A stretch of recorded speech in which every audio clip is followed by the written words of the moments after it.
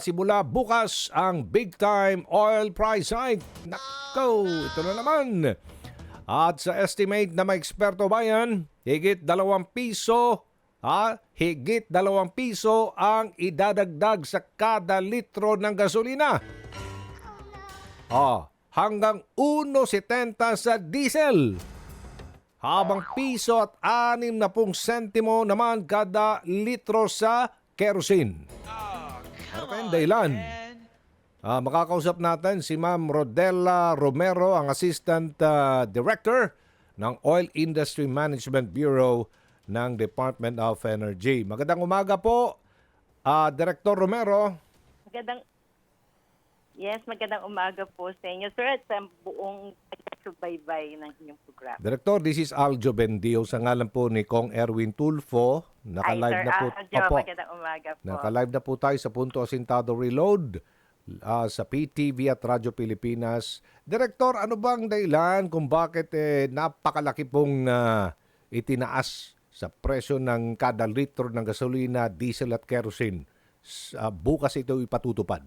Base po sa monitoring natin sa international oil market, makakaranas nga po tayo ng pagtaas sa presyo sa domestic pump price natin po sa lahat ng produktong petrolyo. Ang unang kadahilanan rin po yung nangyayaring kaguluhan sa Middle East.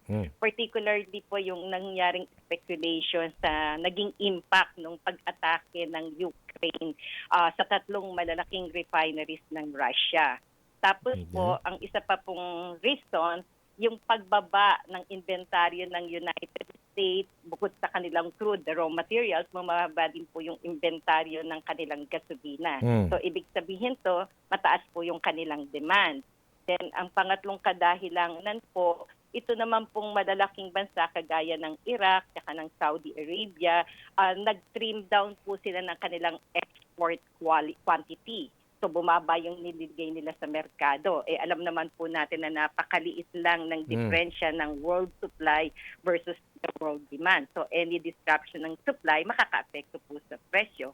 At yung pangatlo po, yung pong mga nilabas na supply-demand outlook ng IEA, yung International Energy Agency, at saka ng US EIA, na sinasabi po nila na for 2024 saka 2025, mukhang gaganda na po yung ating economy sa malalaking bansa ngayon.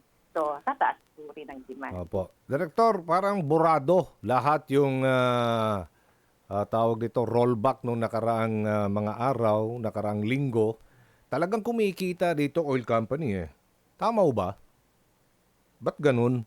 Pag may increase, ang laki. Kung sasabihin po na... Opo. Pag may increase, ang laki. Pag may rollback, kakarampot. Ba yan? Opo. Tama po. Director, kayo. Nakaraan po, halos 10 centavos lang yung tinawag. Pero yun nga po, ang presyohan talaga natin, market forces mo, market-based, kung ano yung pagkakakuha po sa international oil market, yun po dapat yung magre-reflect lang ng mga adjustments. So, kaya daily po yung ginagawa nating monitoring sa trading ng Minoplas. So, hanggang monitoring na lang talaga tayo dito, Director. Tama ba? Mabigat man po kasi yun nga, ang industry po ng downstream oil, deregulated siya. So market forces po yung sa price. Pero strict po yung monitoring natin sa standards on quantity. So tama, dapat po yung binibenta nila sa mga gasinahan. Kung bumili ka ng 10 piso, dapat 10 piso din po yung makuha ng mga consumers natin. Para yun nga po, may kamahalan na kung mahahagaran pa tayo sa sukat. Saka sa kalidad po yung quality po ng petroleum product. Okay, kasi binigla tayo, may Holy Week break. Pagkatapos, bad news ang sumalubog sa atin. Oo nga po, malungkot po. Asahan ba natin na may... Mataas pa naman ang demand. Yan na nga Asahan ba natin na may rollback sa masusunod na linggo? Sa kayo po masyadong maaga, Sir Aldo. But harinawa po nga, gumanda yung sitwasyon. Nandyan pa rin naman po yung mga kanan para bumaba ang presyo. Pero kung minsan po talagang mas nangingibabaw po yung kadahilanan para umakyat ang presyo. Okay, maraming salamat Assistant Director Rodela Romero, DOE, Oil Management o Oil Industry Management Bureau. Magandang umaga po, ma'am. Thank you. Thank you po. Thank you po.